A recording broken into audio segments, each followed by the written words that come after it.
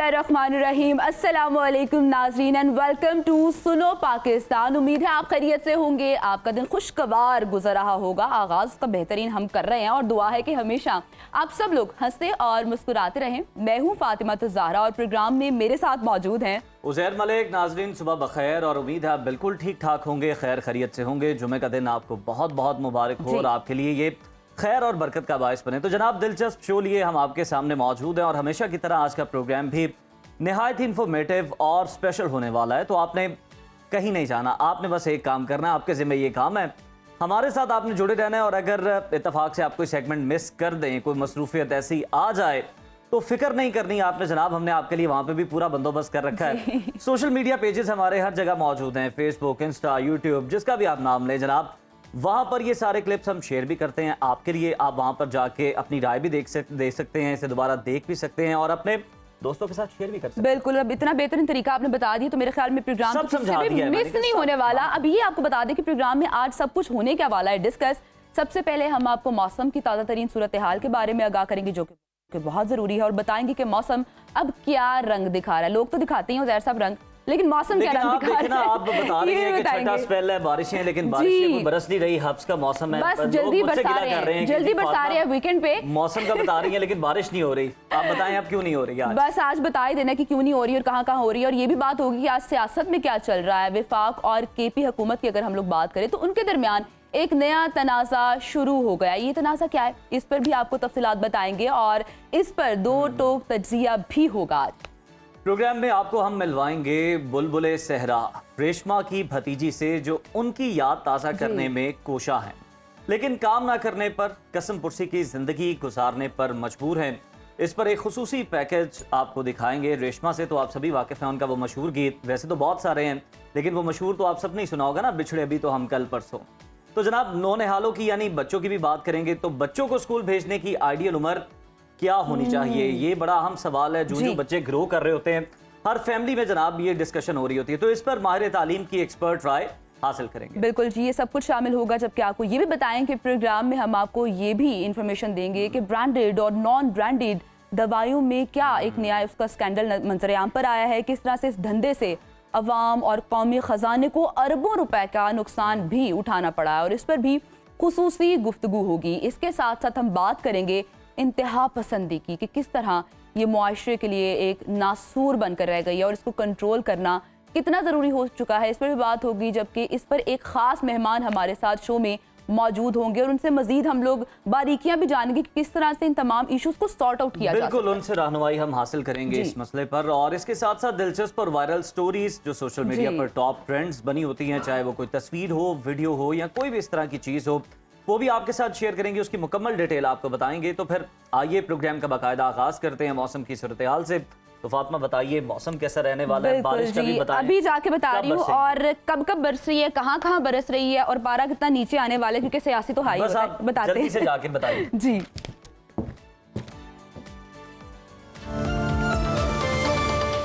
मुल्की मौसमी सूरत हाल के मुतालिक आपको आगाह करेंगे। तो आपको बताते चले कि मुल्क भर में मानसून बारिशों का जोर बरकरार है। NDMA ने गिलगित बल्तिस्तान, आज़ाद कश्मीर, खैबर पख्तूनख्वा और पंजाब के मुख्तलिफ इलाकों में आज से शदीद बारिशों का अलर्ट भी जारी कर दिया है।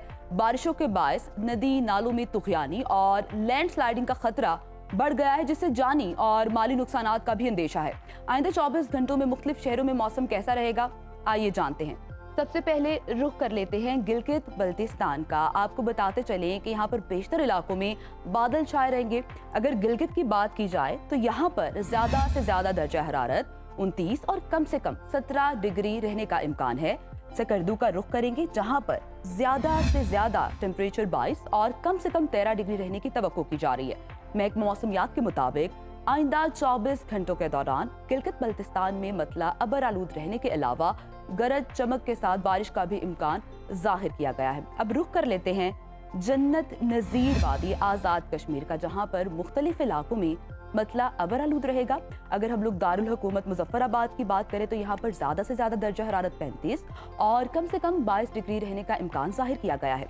श्रीनगर का भी रुख करेंगे और यहाँ के हवाले से बताया जा रहा है कि ज्यादा से ज्यादा पारा 31 और कम से कम 20 डिग्री रहने की तवक्को जाहिर की गई है। मौसम का हाल बताने वालों ने आइंदा 24 घंटों के दौरान कश्मीर में बारिश की भी पेशगोई की है। गंधारा तहजीब के मरकज खैबर पख्तूनख्वा का रुख कर लेते हैं। यहाँ पे आपको बताया कि सूबे के बेशतर इजला में मौसम गर्म और मरतूब रहेगा। अगर पेशावर की हम लोग बात करें तो यहाँ पर ज़्यादा से ज़्यादा दर्जा हरारत 37 और कम से कम 27 डिग्री रहने का इम्कान जाहिर किया गया है। सवात का भी रुख कर लेते हैं, जहाँ पर ज़्यादा से ज़्यादा पारा 29 और कम से कम 16 डिग्री रहने की तवक्को है। महकमा मौसमियात के मुताबिक आइंदा 24 घंटों के दौरान दीर, सवात, शांगला, कोहिस्तान, मानसहरा, पेशावर, मर्दान, मालकंड, कोहाट समेत गिरदोनवाह में बारिश का इम्कान भी जाहिर किया गया है।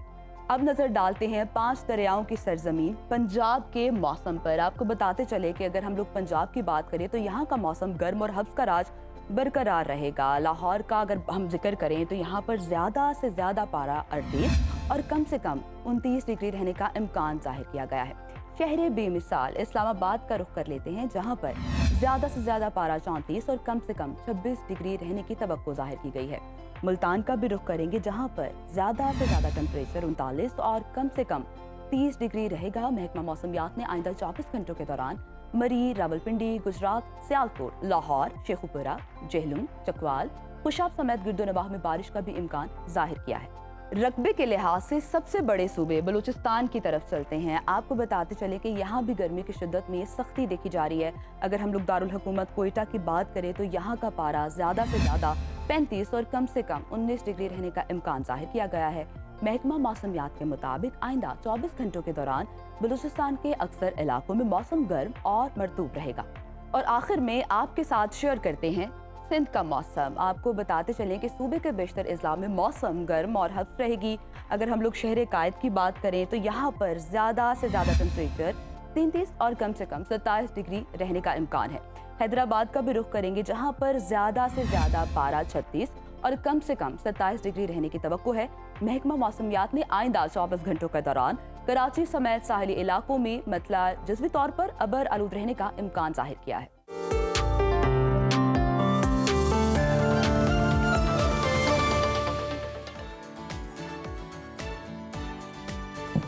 प्रोग्राम में आगे बढ़ते हैं, बात कर लेते हैं मुल्की हालात के हवाले से। तो आपको बताएं कि खैबर पख्तूनख्वा में दहशतगर्दों के खिलाफ ऑपरेशन पर विफाक और सूबे के दरमियान अब नया तनाज़ा शुरू हो चुका है। बानी PTI की हिदायत के बाद गुज़श्ता रोज खैबर पख्तूनख्वा हुकूमत ने सूबे में फौजी ऑपरेशन की ही मुखालिफत कर डाली है। बदअमनी के खात्मे के लिए अवाम की मुशावरत से इक़दाम का मुतालबा किया है और खबरदार किया है कि ऑपरेशन और ड्रोन हमलों से अमन की बजाय बदअमनी और दहशत के माहौल में मजीद इजाफा होगा। तहरीक इंसाफ हुकूमत को बदनाम करने के लिए खुद साख्ता तौर पर हालात खराब किए जा रहे हैं। ऐसा ही उज़ैर और कौमी असम्बली की अगर बात की जाए तो उसमें PTI रहनुमा असद कैसर ने यह वाज़ेह किया है कि KP में मजीद किसी ऑपरेशन की इजाज़त नहीं दी जाएगी। खैबर पख्तूनख्वा के अवाम की मर्जी के बगैर कोई ऑपरेशन नहीं हो सकता है। आपको ये भी बताते चले कि सूबाई हुकूमत के फैसले के बाद विफाक की जानिब से भी शदीद रद्द अमल सामने आया है। वज़ीर ममलिकत वराए दाखिला तलाल चौधरी ने पार्लियामेंट का महाज संभाला और 2 टोक अल्फाज में वाज़ेह किया कि कोई नया ऑपरेशन नहीं हो रहा। जारी ऑपरेशन को किसी का बाप भी नहीं रोक सकता है। नेशनल एक्शन प्लान के तहत कार्रवाइयाँ जारी रहेंगी, जबकि फैसला करेंगे कि दहशतगर्दों के साथ हैं या कि पाकिस्तान के साथ हैं। और वज़ीर कानून आज़म नज़ीर तारड़ ने भी सवाल उठाया कि दहशतगर्दों के साथ मुज़ाकरात किसने किए। आज हम सबको दहशतगर्दी से पाकिस्तान चाहिए। दहशतगर्दी पर किसी सूरत कॉम्प्रोमाइज नहीं होगा। जहां दहशतगर्दी है वहां पर कार्रवाई जरूर अमल में लाई जाएगी। और साथ ही हुकूमत ने एक बार फिर तहरीक इंसाफ को मुज़ाकरात की दावत दे दी है। राना सनाउल्लाह ने तहरीक इंसाफ को स्पीकर ऑफिस में मुज़ाकरात की पेशकश की और कहा कि अगर ऑपोजिशन को कोई मसला आ रहा है तो स्पीकर के पास आ जाएं, मिलकर बैठते हैं और मसला हल करते हैं। गुज़श्ता रोज वफाकी वजीर आज़म नज़ीर तारड़ ने क्रिमिनल लॉ और 26वीं तरमीम में बेहतरी के लिए ऑपोजिशन जमातों को मुज़ाकरात की दावत दी थी। इसी तमाम तर सूरत हाल पर बात करने के लिए हमारे साथ मौजूद हैं सीनियर तज्ज़ियाकार राना मुबशर साहब। राना साहब, होपफुली आप बिल्कुल ठीक होंगे। वेलकम टू सुनो पाकिस्तान। क्या कहेंगे, PTI रहनुमाओं की सजाओं और नाहलियों के खिलाफ सरापा एहतजाज भी हमें दिखाई दे रही है। ज़िमनी इलेक्शन के बाद उसका भी बाइकआउट कर दिया गया है। तो सियासी इस्तेहकाम के लिए हुकूमत की जानिब से बार बार मुज़ाकरात की जो दावत दी जा रही है, हुकूमत और PTI में मुज़ाकरात का कितना इम्कान आपको दिखाई दे रहा है? जो मेरा ज़ाती ख्याल ये है कि तारड़ जो है, जो लॉ मिनिस्टर है, वो चाहते ये हैं कि पीटीआई वालों से मुज़ाकरात हों। वो मुज़ाकरात की बेसिस क्या है? बेसिस ये है कि वो चाहते ये हैं कि 26वीं आईनी तरमीम में एक छोटी से एक क्लॉज है, ठीक है, और वो तो कोई लॉ एक्सपर्ट ही आपको बता सकता है वो क्या क्लॉज है, उसका इम्पैक्ट क्या होगा। लेकिन उस क्लॉज पे तारड़ जो है, लॉ मिनिस्टर जो है, वो बात करना चाहते हैं पीटीआई वालों से, जिसके तहत ये हो सकता है कि जितने लोग यानी कि जितने पार्लियामेंटेरियंस जो हैं जिनको सजाएं हुई हैं 10-10 साल की, वो जनाब वहां पे उनको रिलीफ मिल जाएगा इन वन वे और दी अदर, और वो दोबारा असेंबलियों में आ सकेंगे, बैठ सकेंगे। सो ये इस किस्म के मुज़ाकरात हैं, एजेंडे पे ये बात है, और ये बहुत बड़ी खबर है जो मैं आपको दे रहा हूँ। और ये इनिशिएटिव जो है ये हुकूमत की तरफ से लिया गया है, और ये इनिशिएटिव हुकूमत की तरफ से तारड़ ने जो लॉ मिनिस्टर है उन्होंने लिया है, और वो चाहते ये हैं कि पीटीआई और हुकूमत जो है वो they should seat across the table, और ये जो इस मसले पे जो मुश्किल पैदा हुई है, यानी कि इलेक्शन कमीशन ने उनको जनाब डिस्क्वालीफाई कर दिया जिन लोगों को सजाएं हुई हैं, और उनको ठीक है हाई कोर्ट्स से उनको रिलीफ मिलेगी, और जरताज गुल को हाई कोर्ट से रिलीफ मिल गई है। मैं ये भी आपको खबर देता हूँ, पेशावर हाई कोर्ट से एक रिलीफ मिली है, और वो ये है कि जनाब जब सज़ा होती है तो आपको अपने आप को सरेंडर करना पड़ता है, और सरेंडर करने के बाद आप जाते हैं अपील के लिए। लेकिन high court, Peshawar high court ने जरताज गुल को जो रिलीफ दी है वो ये दी है कि सरेंडर किए बगैर वो हाई कोर्ट में अपनी प्ली लेके जा सकती हैं, 10 साल की डिस्क्वालिफिकेशन और जो भी उन पे इल्ज़ामात लगे हैं। सो ये एक प्रेसिडेंट सेट हो जाएगा, और जब ये प्रेसिडेंट सेट होगा तो ये बाकी लोग जो जिनको 10-10 सालों की सजाएं हुई है उनको भी रिलीफ मिलेगा। So this is a big time news जो मैं आपके साथ शेयर कर रहा हूँ, और अगर जरताज गुल को रिलीफ मिला है तो डेफिनेटली बाकियों को भी मिलेगा रिलीफ इस तरीके से। और जब हुकूमत जो है वो भी चाहती है कि जनाब इस पर कोई बातचीत हो जाए, और ये लोग जो डिस्क्वालीफाई हुए हैं या जिनको 10-10 साल की सजाएं हुई हैं वो भी किसी न किसी तरीके से वापस आ जाए, तो मेरे ख्याल में अगर ये इनिशिएटिव लिया जाए तो ये आइस ब्रेकिंग समझी जा सकती है।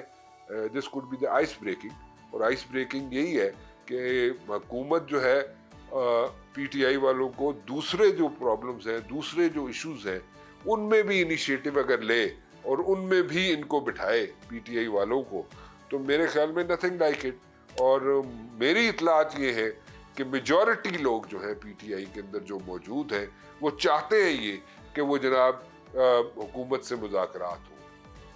बिल्कुल सही है राना साहब, ये तो बड़ी अहम खबर आपने दे दी, और समझ भी आ रही है कि मुस्तकबिल में क्या हो सकता है इसकी बेस पर। ये भी बताइएगा कि बानी पीटीआई ने अली अमीन गंडापुर को हिदायत की है कि केपी में ऑपरेशन रोका जाए क्योंकि ये अवाम को पीटीआई के खिलाफ करने की कोशिश है, मगर तलाल चौधरी ये कहते हैं कि नेशनल इलेक्शन प्लान पर अमल दरामद किसी का बाप भी नहीं रोक सकता। क्या गंडापुर केपी में दहशतगर्दों के खिलाफ ऑपरेशन को रोक पाएंगे? इतनी सकत है उनमें? गंडापुर जो है ना वो एक सिचुएशन, और उसकी सिचुएशन बड़ी मुश्किल में है। Late me put it this वे, गंडापुर जो है उसको वर्कर है जो पीटीआई का वर्कर, वोटर, सपोर्टर, वो उसकी भी उसको हीट फेस करना पड़ती है गंडापुर को। फिर उसको वो एक चीफ मिनिस्टर भी है।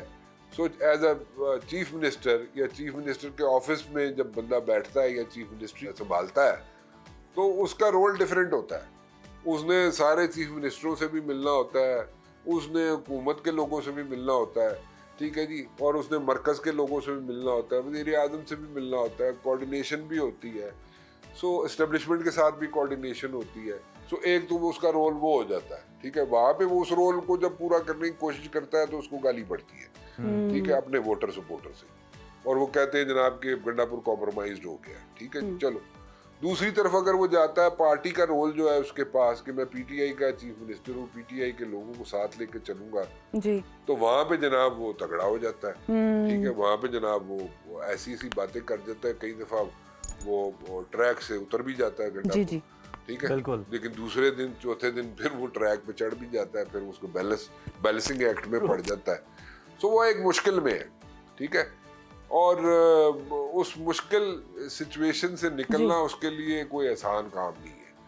और कई दफ़ा गंडापुर पे ये भी लग जाता है इल्ज़ाम कि जनाब वोटर सपोर्टर को लेके निकलता है जब वो जलसे जुलूसों में, उस पे वोटर सपोर्टर उस पे एतबार नहीं करता। जैसे इस्लामाबाद का जलसा हुआ था तो उसको कहा जी मैं जरा बाथरूम से होके आता हूँ, तो लोग उसको बाथरूम भी नहीं जाने देते, कहते नहीं तू कंटेनर पे खड़ोता रहा, तू नाच जाएगा। अच्छा राना साहब, हमें ये भी बताएगा, जैसे हम मुल्क की सियासत की बात ही कर रहे हैं, तो तहरीक इंसाफ की अगर हम लोग बात करें, उन्होंने एहतजाज के लिए 14 अगस्त की नई तारीख भी दे दी है। शेर अफजल मरवत दूसरी जान ये कह रहे हैं कि 14 अगस्त का जो एहतजाज है उसका अंजाम भी 5 अगस्त जैसा ही होगा। तो तहरीक इंसाफ कौमी दिन पर एहतजाज करके आखिर क्या मकासद हासिल करना चाहती है, आपको क्या लग रहा है? देखें, ये बार बार जो है ना ये तहरीकों की डेट्स देना, दैट गोज अगेंस्ट पीटीआई। क्योंकि अगर इसी तरह डेट्स देते रहेंगे पीटीआई वाले तो एक सिचुएशन बन जाएगी, क्योंकि वजह है उसकी, बल्कि वजूहात है उसकी। चले late me put it this वे। देखें, रियलिटी ये है कि पीटीआई जो है अपना जो एजेंडा होता है, एजेंडे से मुराद मेरी ये है कि जो स्ट्रेटजी होती है ना, till the nick of the moment PTI वाले उसको सामने नहीं रख सकते और बता नहीं सकते। उसके रीजंस है, क्योंकि पीटीआई वालों के जहनों में एक चीज़ होती है कि अगर उन्होंने अपनी स्ट्रेटजी जो है वो पहले बता दी तो उनको जनाब रोक लिया जाएगा, पुलिस रोक लेगी, एडमिनिस्ट्रेशन रोक लेगी, कोई उनको रुकावटें खड़ी हो जाएंगी। सो ये ठीक है, वो जेन्युइन बातें हैं, उनके जहन से अगर सोचा जाए, पीटीआई वालों के जहन से सोचा जाए तो इसमें कोई गलत बात नहीं है। लेकिन उससे हो क्या रहा है? उससे हो ये रहा है कि आखिरी वक्त तक जब आप स्ट्रेटजी नहीं बताएंगे अपने वोटर सपोर्टर को तो उसके माइंड में कंफ्यूजन रहेगी, वो कंफ्यूज भी रहता है। सो वो एक मुश्किल में इस वक्त पीटीआई वाले, पीटीआई की क़यादत, let me put it this way, जो बाहर है, वो एक मुश्किल में है कि स्ट्रेटजी बताते हैं तो वो उनके लिए मुश्किल पैदा हो जाती है, एडमिनिस्ट्रेशन, पुलिस उनके लिए मुश्किलात पैदा कर देती है। अगर नहीं बताते तो उनका वोटर सपोर्टर जो है वो कंफ्यूज हो जाता है। सो वो एक they are in a catch 22 situation, let me put it this way. So PTI वालों के लिए एक मुश्किल पड़ी हुई है, वो स्ट्रेटजी बताते नहीं है। लेकिन मेरा जो ज़ाती ख्याल है वो ये है कि बार बार ये जो कॉल्स दी जाती है ना, एवरी नाउ एंड देन, वो मेरे ख्याल में वो अपना इम्पैक्ट जो है, वो अपना वजन जो है, जो प्रोटेस्ट का होता है, वो खो जाता है, ठीक है। और वो नहीं होना चाहिए। सो आपने अगर देनी है प्रोटेस्ट की कॉल तो ठीक है, दें। जैसे इन दिस पर्टिकुलर केस जो 5 अगस्त वाली कॉल थी, उसमें जो कॉल में जो स्ट्रेटजी बनाई गई थी, जो इनिशियल उनकी स्ट्रेटजी थी पीटीआई वालों की, वो ये थी कि जनाब जितने एमपीएज हैं वो अपने हलकों में जनाब करेंगे एहतजाज, एमएनएज अपने हलकों में एहतजाज करेंगे।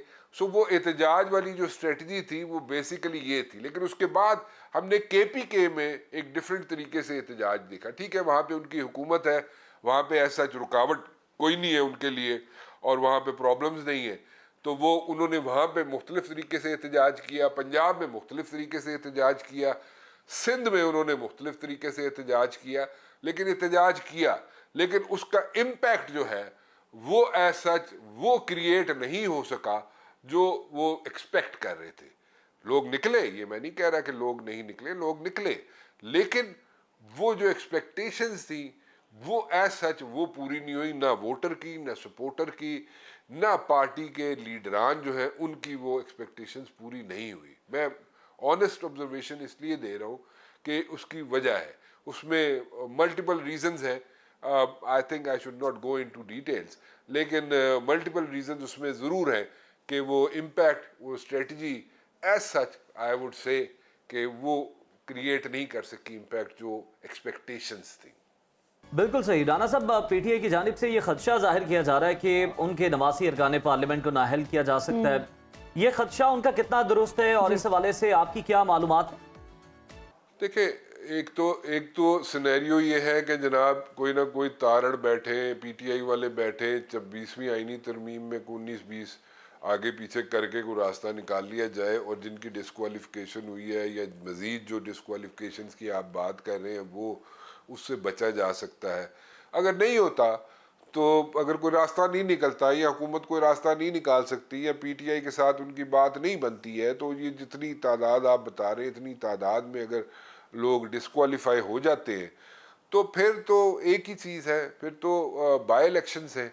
तो बाय इलेक्शंस में फिर यही होगा कि फिर बाय इलेक्शंस में एक दोबारा से ये लोग अपने कैंडिडेट्स पिच करेंगे पीटीआई वाले, और फिर एक सिनेरियो डेवलप होगा कि जनाब कौन सा बंदा जीता कौन सा नहीं जीता, और फिर जनाब सारा ओनस जो है फिर हुकूमत पे आएगा, सारा प्रेशर जो है फिर हुकूमत पे आएगा।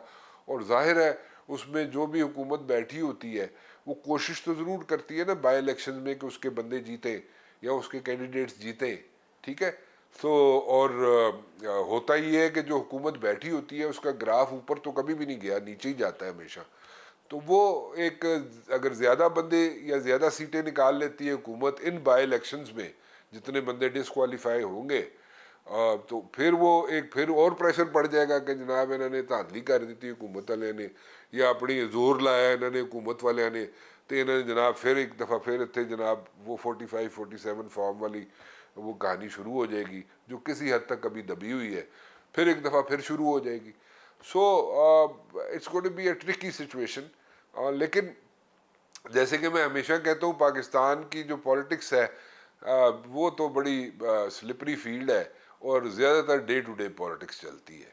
सो लेट्स सी, बेहतर तो ये है कि आपस में बैठ जाएं हुकूमत वाले भी और पीटीआई वाले भी, और बैठ के चीज़ों को सॉर्ट आउट कर लें, बजाय इसके कि बाई इलेक्शंस में जाएं। बाई इलेक्शन में फिर वही प्रेशर, जैसे मैंने कहा कि ज़्यादा प्रेशर पड़ेगा गवर्नमेंट पे, क्योंकि गवर्नमेंट अपना जोर लगाएगी, पीटीआई वाले कहेंगे नहीं जी हमारी इतनी सीटें बनती थी, इतनी सीटें हमने निकाली हैं क्योंकि हमारे साथ अवाम है, हमारे साथ वोटर, हमारा सपोर्टर जो है वो पीटीआई को वोट देना चाहता था, धांधली की है हुकूमत ने या ये कर दिया वो कर दिया, फिर वो एक नई सिचुएशन में पड़ जाएगी सारी चीज़ें।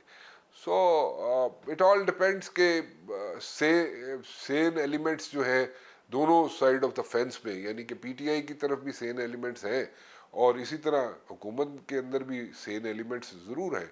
सो अगर वो इफ सैनिटी प्रिवेल्स तो nothing like it anyways, let's see, we can just hope for the best.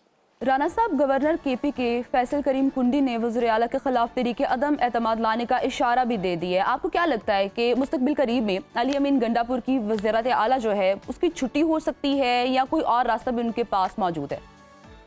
देखें, ये एक बड़ा मुश्किल सवाल है और इसलिए मुश्किल है कि अगर देखा जाए तो फैसल करीम कुंडी जो है वो चीज़ों को पुल कर भी सकता है और नहीं भी कर सकता, ठीक है। एज अ गवर्नर वो चीज़ों में अपना रोल प्ले कर सकता है कि अगर कोई नो कॉन्फिडेंस मूव लाई जाती है against the chief minister Gandapur तो अपना रोल प्ले कर भी सकता है और नहीं भी कर सकता।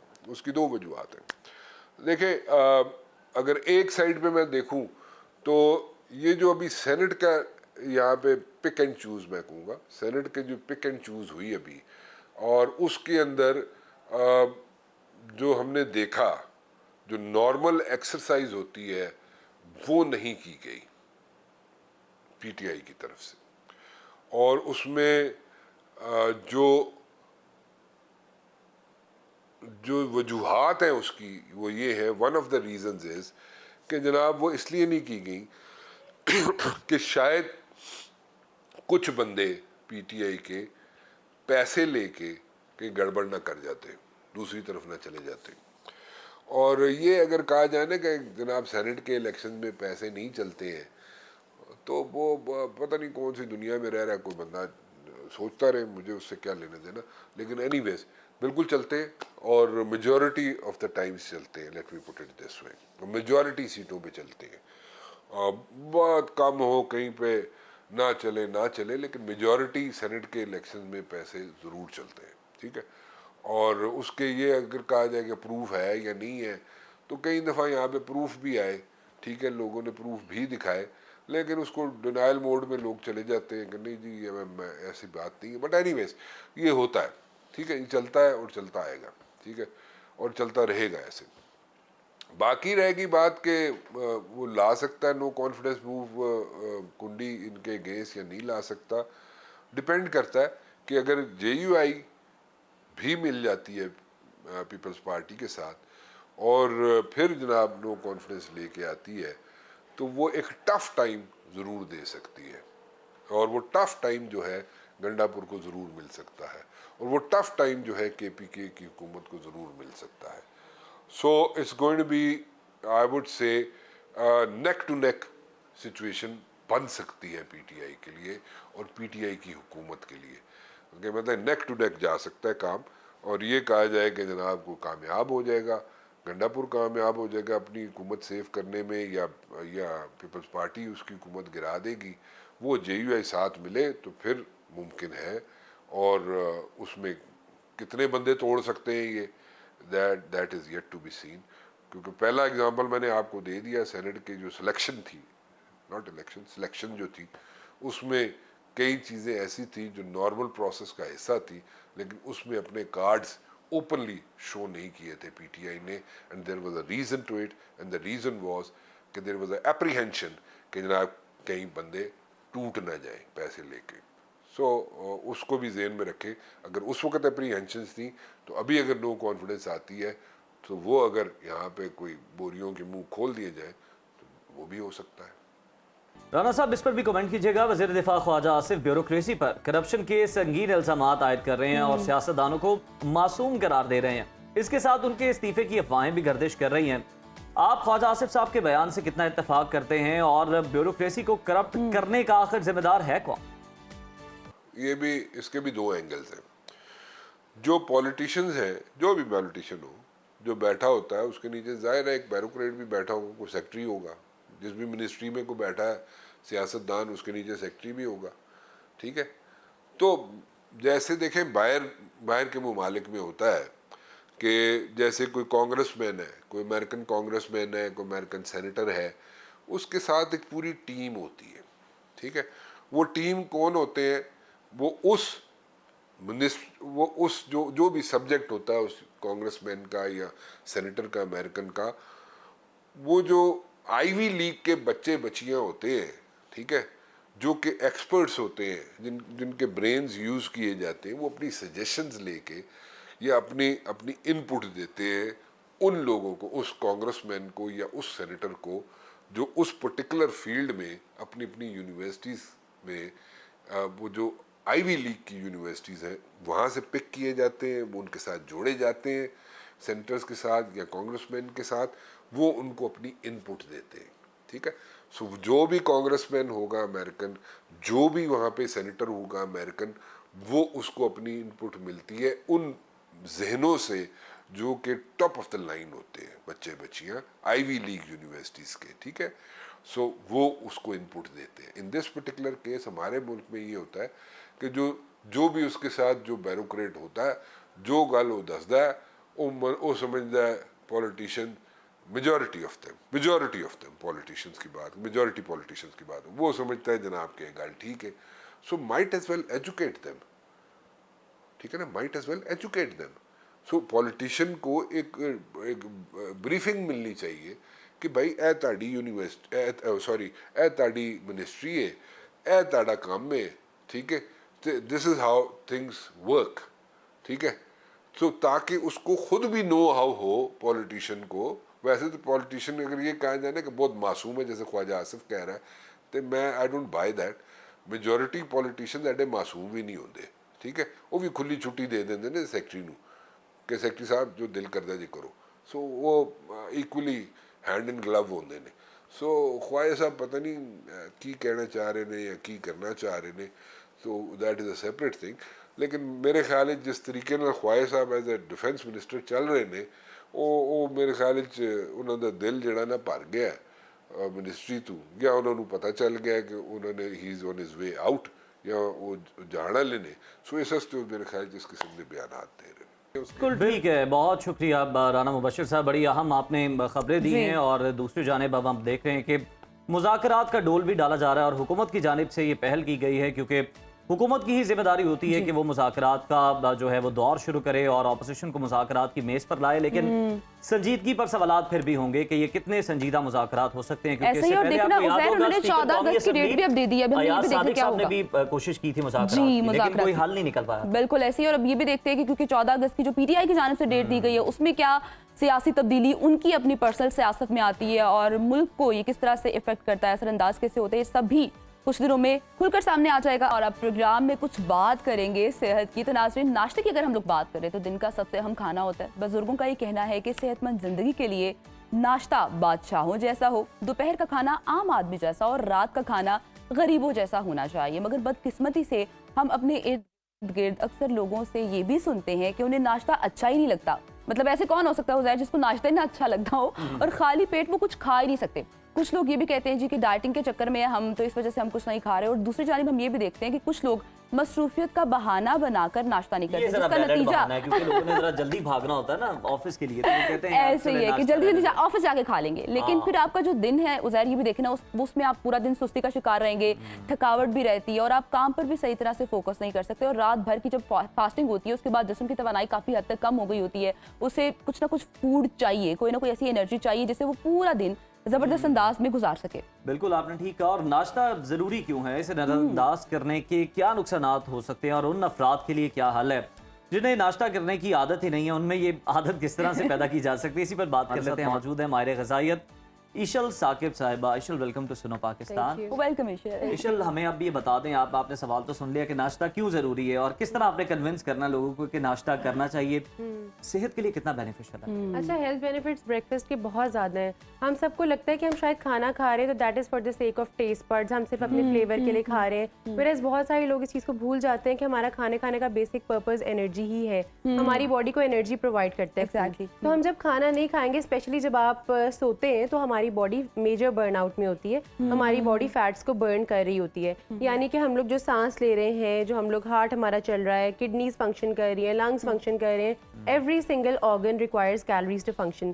तो उसमें क्या होता है कि जब हम लोग रात के बाद उठते हैं तो हम लोग काफ़ी ज़्यादा ड्रेन्ड होते हैं, हमारे ग्लूकोज लेवल्स जो हैं वो ग्लूकोज स्टोर्स डिप्लीट हो चुके होते हैं, उनको हमें रिप्लेनिश करने की ज़रूरत होती है। इसलिए ब्रेकफास्ट सबसे ज़्यादा इंपॉर्टेंट मील बन जाता है। बिकॉज एक अगर आप फॉर एग्जांपल रात को आप 9 बजे आप खाना बंद कर देते हैं, ईटिंग विंडो आपकी बंद है, अगर आप सुबह उठ के 9 बजे अगर आपने खाना खाना है तो वो एक 12 आवर्स की प्रॉपर ऑलरेडी ब्रेक आ गई भी है। ब्रेक आ गई और 12 आवर्स के बाद तो वैसे ही बॉडी जो है वो उसमें इतनी एनर्जी नहीं रहती। अगर आपने एम्पल नहीं खाया हो तो हमारी बॉडी अपने ही जो फैट रिजर्व्स हैं उसको यूटिलाइज करने लग जाती है। अब जिन लोगों में फैट रिजर्व ज्यादा है उनके लिए तो बेनिफिशियल है, उनके फैट रिजर्व्स खत्म होंगे, एनर्जी में ट्रांसफॉर्म होंगे। नहीं, खत्म नहीं होंगे ना ईशल। वो लोग क्या करते हैं, वो लोग फिर जब 9 बजे नहीं खाएंगे, 12 बजे खाएंगे तो इतनी अन्नी डाल के खाएंगे, खा लेंगे। वही मैं कहने वाली कि वो भी काम खराब है। बिल्कुल एग्जैक्टली। जो 2 आवर्स का फिर वो फास्टिंग जिससे आप बता रही हैं कि अगर 9 बजे नहीं खाते, 3 घंटे बाद 12 बजे खा लेते तो वो एक्सेसिवली खा लेते हैं। इसी तरह जब हम कोई भी मील स्किप करते हैं, चाहे वो ब्रेकफास्ट हो, लंच हो, डिनर हो, उसमें यही होता है कि उस एक मील को स्किप करने को कॉम्बैट करने के लिए। इशल, हमें ये शिकायत सुनने को मिलती है, लोग कहते हैं रात को हमें मीठे की क्रेविंग होती है, तो कुछ ना कुछ इस तरह से छोटा सा स्लाइस भी खा लेंगे, फिर बाद में कहेंगे मैंने तो छोटा सा स्लाइस ही खाया था। इसका क्या नुकसान होता है मैडम? अच्छा, इसका बहुत नुकसान होता है। जब आप रात को खा लेते हैं ना इस तरह की चीज, वो आपके ब्लड स्ट्रीम में उस तरह आप मेटाबोलाइज नहीं कर सकते, बिकॉज रात में नो डाउट हम कैलोरीज तो बर्न कर रहे ऑर्गन्स भी रेस्ट नहीं कर पाते। एग्जैक्टली, आपका डाइजेस्टिव सिस्टम प्रॉपर चल रहा है और फिर उसके बाद ये कि आप उस तरह बर्न आउट नहीं ना कर सकते, आप एक्सर्शन नहीं कर रहे, आपकी नॉर्मल सी एक्टिविटीज है, बहुत माइल्ड कैलोरीज उसके लिए जरूरत है, इसलिए रात को रिकमेंडेड नहीं है। प्लस आपकी जो है ना गैस्ट्रिक जो एसिड है वो डिले हो जाता है, टाइमिंग डिले हो जाती है, तो आपको अपने स्टमक को भी ब्रेक देना होता है फॉर सम टाइम। हमें ये भी बताएं, हम नाश्ते की तो बात कर रहे हैं और बहुत से लोग स्किप करते हैं, लेकिन बहुत से लोग ऐसे भी हैं जो नाश्ता करना चाहते हैं, लेकिन वो ना थोड़े से कंफ्यूज हो जाते हैं। कहा जाता है जी कार्ब्स ना लें नाश्ते में, फिर कहा जाता है जी फ्रूट्स ना खाएं क्योंकि वो आपकी शुगर लेवल जो है उसको एकदम हाई कर लेगा, आपका और दिल करेगा मीठा खाने का। अब इसमें बंदा नाश्ता करे तो क्या करे सुबह सुबह? अच्छा, नाश्ते में ये मिथ है कि बिल्कुल भी आप कार्ब्स ना लें या फिर आप फ्रूट्स ना लें। उसमें ये कि आपने बैलेंस्ड मील लेना है जिसमें सब चीज़ें होनी चाहिए। एक माई प्लेट का मेथड होता है जो कि बहुत कॉमनली अब तो सबको आई एम श्योर पता होगा। उसमें ये होता है कि आपने प्लेट को 4 पार्ट्स में डिवाइड कर लेना है। एक पार्ट में आपने कार्बोहाइड्रेट्स डालने जिसमें टोस्ट है, टोस्ट होता है, जनरली ओट्स भी हो सकते हैं, चिया सीड पुडिंग भी हो सकती है थोड़े से कार्ब्स के साथ। उसके अलावा आपने देखा होगा चिया पुडिंग्स जो हम जनरली खाते हैं हेल्दी मील्स में, उसमें फ्रूट्स होते हैं, तो फ्रूट्स तो इक्वली इंपॉर्टेंट है। अच्छा, अगर आप नॉर्मल खाना भी खा रहे हैं जो जनरली पाकिस्तानी हाउस होल्ड में खाया जाता है जिसमें टोस्ट है, एग्स हैं, तो उसमें आप एक पार्ट में प्लेट के टोस्ट रख ले, डिपेंडिंग कठिन अपॉन पराठा, है। heavy और वाला। पराठा भी होता है। अच्छा, पराठा में जनरली हम कंफ्यूज कर जाते हैं, ब्रेड में भी ऑयल होता है और शुगर होती है, हाँ। पराठे में भी ऑयल होता है, बस पराठे में कंपैरेटिवली ज्यादा होते हैं, लेकिन आपकी कमांड होती है, उस पर आप थोड़ा भी डाल सकते हैं। तो उसमें ये होता है कि ब्रेड के अंदर हमें नहीं पता होता हिडन फैट्स भी हैं, हिडन शुगर्स भी हैं, हिडन सॉल्ट्स भी हैं, बिकॉज उसमें ऑब्वियस और लीवनिंग एजेंट्स भी हैं। अच्छा, और ये वो चाहे ब्राउन हर ब्रेड किस्म पे भी की लोग ब्रेड हो, ब्राउन हो जाए या फिर हाँ, होल ग्रेन हो बिल्कुल जाए। हर तरह की ब्रेड में होती है। जब सिर्फ जो ब्रांड स्पेसिफिकली मेंशन करता है कि इसमें शुगर नहीं है, हाँ। हो सकता है इसमें शुगर की बजाय वो स्टेविया ऐड कर दें, आर्टिफिशियल कुछ और ऐसा हो। बट ऑयल होता है, क्योंकि उसको लिव इन करने के लिए, उसको एक्टिवेट करने के लिए यीस्ट को हमें कुछ ना कुछ चाहिए अंदर, शुगर अच्छा भी ईशल, चाहिए। हमें ये बताया जिन लोगों को आदत ही नहीं होती है सुबह उठ के नाश्ता करने की, कुछ ऐसे भी लोग होते हैं जो कहते हैं जी हम सुबह उठते हैं तो हमारा स्टमक ऐसे हमें फुल दिखाई दे रहा होता है, या वो 1-2 ग्लास वाटर पीते हैं तो वो कहते हैं जब हमें भूख ही नहीं है। तो ऐसे लोगों को क्या करना चाहिए? क्या उनको कोई मसला है ऐसा उनके मैदे में कि वो कुछ खा ही नहीं सकते, उनको भूख नहीं लगती, या क्या इसका ट्रीटमेंट होना चाहिए? अच्छा, हमारी बॉडी अडेप्ट कर जाती है चेंजेस को। 72 अच्छा। आवर्स लगते हैं। अगर आप नहीं खाते तो 72 आवर्स के बाद आपको भूख लगना बंद हो जाएगी। अच्छा। तो आप 3 दिन के बाद आपको फील होगा कि हमें तो नाश्ते के टाइम भूख नहीं लगती। सही। Whereas अगर आप डेली नाश्ता करेंगे 3 दिन के बाद आपको 4th डे क्रेविंग होगी, ठीक आपको है। भूख लगेगी उस टाइम पे। तो अपनी हैबिट को बिल्डअप करना होता है। जो लोग बचपन से नहीं खा रहे होते, ऑब्वियसली उनकी बॉडी उस तरह यूज टू हो जाती है। हम अगर फ्यूअर कैलोरीज में रहना सीख लेते हैं तो हमारी बॉडी को आदत हो जाती है, ज्यादा कैलोरीज में भी आदत हो जाती है इंसान को, और क्रेविंग उसके अकॉर्डिंगली होती है। तो इस हैबिट को बिल्डअप करने के लिए आपको बिल्कुल ये- अपनी आदत को बिल्ड करना है। आदत को बनाना चाहिए, आपको अपनी डेवलप करनी चाहिए। इशल, कुछ लोग ऐसे भी हैं आजकल जो कि कह रहे हैं कि आपको जितनी देर आप नाश्ते के बिना गुजार सकते हैं आपको गुजारनी चाहिए, यानी नाश्ते की विंडो अगर गुजर भी गई है तो कोई मसला नहीं है। आपने जनाब कोशिश करनी है कि जब तक आपको भूख ना लगे तब तक आपने नाश्ता करना ही नहीं है, बल्कि आपको दोपहर को लगी है तो आप दोपहर का खाना खाएं, स्किप होता तो हो जाए। ये वीडियो मैंने भी देखी जिसकी आप बात कर रहे हैं। कि वो कहते हैं you have to earn your फिर ब्रेकफास्ट। तो आप अच्छा जवाब दे सकेंगे। नहीं नहीं, इस तरह नहीं होना चाहिए। अच्छा, हम लोग एक ही कैटेगराइज कर लेते हैं, हर कोई इंसान इस दुनिया में मोटा ही तो नहीं है, और हर कोई बहुत अंडरवेट तो नहीं है। एक ऑप्टिमम वेट वाले भी हैं, अंडरवेट भी हैं। अगर आप उन्हें कहेंगे you have to earn your breakfast, तो अर्न करते करते बेचारे they can it can cost their life. तो बुरा हो जाता है ना उनके लिए, कि इतनी देर वो फास्टिंग में है, फिर उसके बाद आप नहीं खा रहे, तो आपने खाना खाना है, नाश्ता प्रॉपर करना है हमें। अच्छा, ये कॉग्निटिव फंक्शंस के लिए इंपॉर्टेंट है एक तो।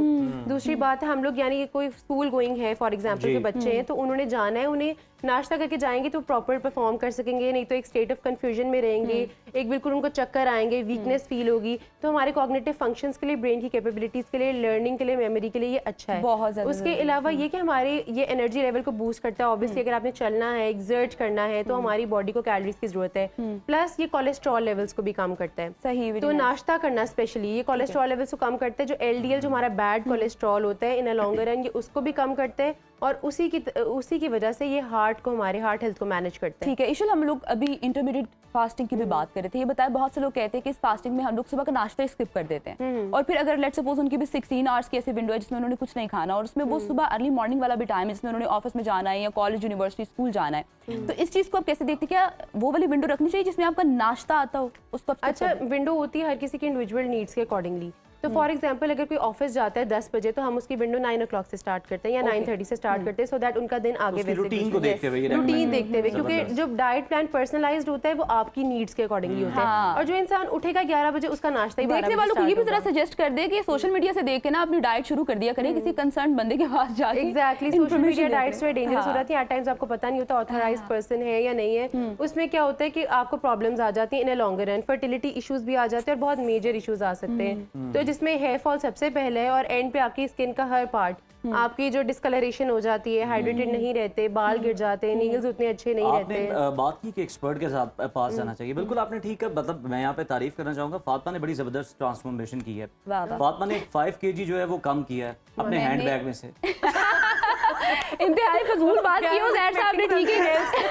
इतनी फजूल बात क्यों? अच्छा, इस बात से मुझे ये हैरानी हो रही है कि ज़ैर साहब अब मेरा बैग समझो भी ये उठा के चेक कर रहे होते हैं। लेकिन ये है कि इट्स अ फैक्ट, मैंने काफी वेट रिड्यूस किया और ये सबको पता है, ठीक है? उन आगे पीछे वाले बंदे बैठ के जेलस हो रहे हो तो आप उनको इग्नोर करना है। अच्छा, और अगर आप ईशल जितना हम ये बता खूबसूरत दें, होना अब चाहते हैं तो जो आप लोग इंटरमीडिएट फास्टिंग और शुगर का दूसरी चीजों शिकार को है, फॉलो कोई करें। और मसला है, कोई बीमारी है, ब्लड शुगर है या दिल का मसला उन्हें, उनके लिए आइडियल ब्रेकफास्ट क्या होना चाहिए? अच्छा, आइडियल ब्रेकफास्ट डिपेंड करता है कि आपके, अगर आप रोटी या पराठा खाने वाले तो ऑब्वियसली आपके लिए आइडियल ब्रेकफास्ट में पराठा होगा।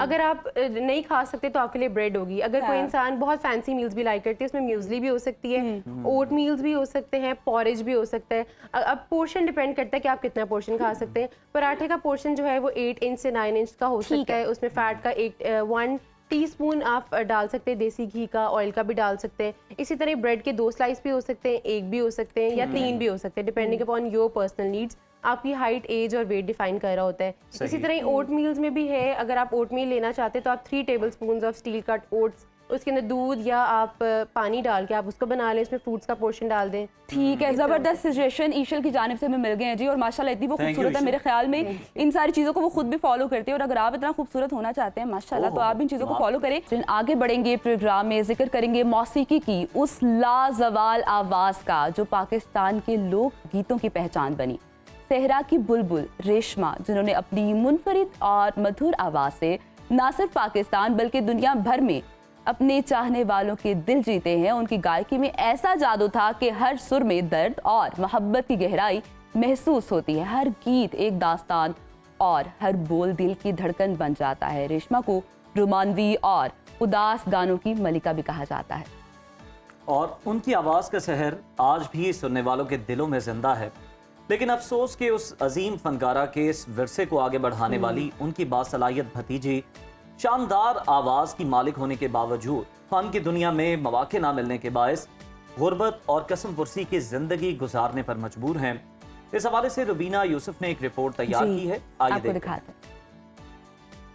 यू आर वॉचिंग सुनो पाकिस्तान, और हमारे साथ मौजूद हैं हिना कंवल जी, जो कि बहुत ही खूबसूरत गाती हैं। इनका ताल्लुक फनकार घराने से है और ये पाकिस्तानी नामवर गुलकारा रेशमा जी की भतीजी भी हैं। आइए इनसे बात करते हैं। अस्सलाम वालेकुम। वालेकुम अस्सलाम। थैंक यू सो मच अपना वक्त देने के लिए आज। मेहरबानी है आपकी, बहुत बहुत मेहरबानी है, आप आई हैं। अच्छा, हमें आप थोड़ा सा बताइएगा कि आपने ये जो है गाना गाना कब से जी। शुरू किया, क्या उम्र थी आपकी? और जी, इस गाने बजाने में उम्र तो नहीं होती है, माँ के पेट से ये तो राग सीखा होता है। गाना बजाना तो हमारे पश्चिम में है ना, ठीक है। माँ गाती है, बाप गाता है, दादा गाता है, नाना गाता है, सब इंडिया से चले आ रहे गाना बजाना। ओके। तो हम किसी के मोहताज नहीं, खुद ही फनकार हैं। आप रेशमा जी की भतीजी भी जी। हैं, तब आपकी उम्र क्या थी जब वो इस तरह की सिंगिंग करती थी? मैं होंगी 30 साल की होंगी। ठीक है, 30 साल की थी आप। हाँ। ठीक है, तो मेरे वो बेटा था एक, जब मैं सिंगरी में बड़ी हूँ। ठीक गाना है। बजाना तो पहले भी था। ओके। ये तबला, बाजा, हारमोनियम, ये चीज़ें हैं जो, ये तो फिर एज होती है जब बंदा कंट्रोल करता है, ठीक है। बचपन में तो नहीं ना। तो जब वो किसी फंक्शंस पर जाती थी तो आप भी उनके साथ जाया करती थी और उनको देखा करती थी कि वो किस तरह से गाना गाती हैं? हाँ हाँ हाँ, गई हूँ अलमरा में ठीक मैं है। अपनी फनकारी दिखाने के लिए, ओके। वो अपना इंटरव्यू देने के लिए। ओके। सावन भी वहीं था, ठीक है। अलमरा 1 नंबर में। Hall number 1। जी हाँ जी। हाँ, वहाँ पे हमने प्रोग्राम शौकी खां के साथ किया। ओके। अल्लाह जनतों में घर दे उन्हें। आमीन। तो वजह ये है कि किसी का नसीब तर जाता है, किसी का नहीं तरता इस काम में, ये तो बखत की बात होती है। ओके। अच्छा, आपका ये कहने का मकसद है कि आपको उतनी प्रोग्रेस नहीं मिली जितनी उन्हें मिली? जी जी, ठीक वो तो है। बखत का है। वैसे दुबई गई हूँ मैं, मस्कत गई हूँ। ठीक है। 6 डांसरें होती है, एक लड़का सिंगर होता है, एक मैं हूँ, ओके। 4 मुदिशन होते हैं। ठीक है हिना, आप हमें थोड़ा सा पहले गुनगुना कर सुनाएंगी, फिर हम बाकी बातें बाद में करेंगे। बिछड़े अभी तुम बस कल परसों, जीऊंगी मैं कैसे इस हाल में बरसों, मौत ना आई तेरी याद क्यों आई,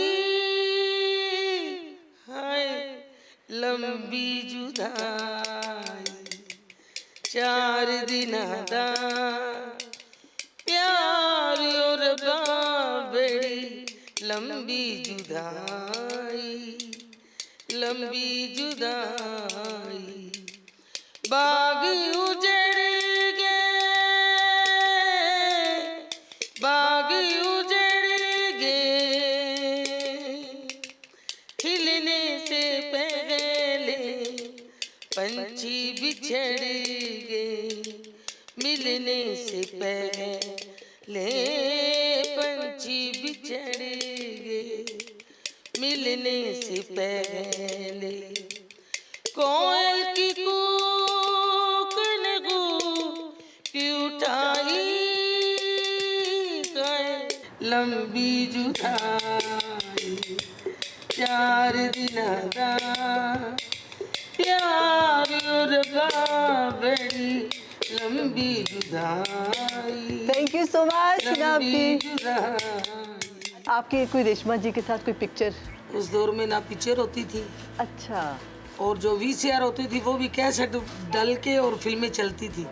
4 फिल्में एक कैसेट में होती थी। ठीक है। अब तो केबल भी लग गए, नेट भी लग गया, बहुत तरक्की कर गई दुनिया। पहले फोटो का भी रिवाज नहीं होता था, वो भी कैमरे वाली दुकान में जाएंगे तो आपकी तस्वीर आएगी। तो हम भी बच्चे ही थे, हमारे को इतना होश नहीं था ठीक कि भाई है। किसी फनकार के साथ तस्वीर भी खिंचाया करते। ओके। अब ये तो पता लगा, ये तो फेमस इलाका अब हुआ है, बच्चे बच्चे के पास ये टच है। जहाँ पे दिल करे आप फोटो खींच सकते हैं। आपको एक मैडम नूर जान का सॉन्ग सुनाती हूँ। ठीक है। मौका मिले कदी कदी कल नहीं किसन वेखी मसल ये अजदा हाय हाय लड़ी बदो बदी मौका मिले कदी कदी।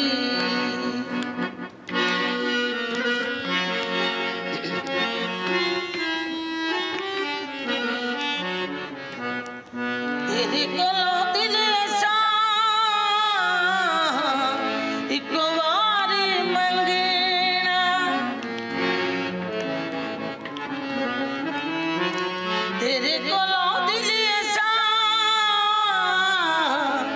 एक बार मंगना किता इनकार जिमें नेरे होने लगना कर करा कर करे समझे न तड़ी तड़ी कल नहीं किसने वेखी मसल ये अजदा हाय हाय आके लड़ी बदो बदी मौका मिले कदी कदी। नाज़रीन, जैसा कि अभी आपने देखा और सुना कि कितना खूबसूरत गाती हैं और इतना दिल से गाती हैं कि इंसान का दिल करता है कि वो सुनता ही जाए। मुझे लगता है कि इस तरह के लोगों के लिए बहुत सारी दुआएं करनी चाहिए और इस तरह की जो वीडियोस हैं वो हमें शेयर करनी चाहिए, इनको प्रमोट करना चाहिए। उम्मीद है कि आपको ये सेगमेंट बहुत पसंद आया होगा।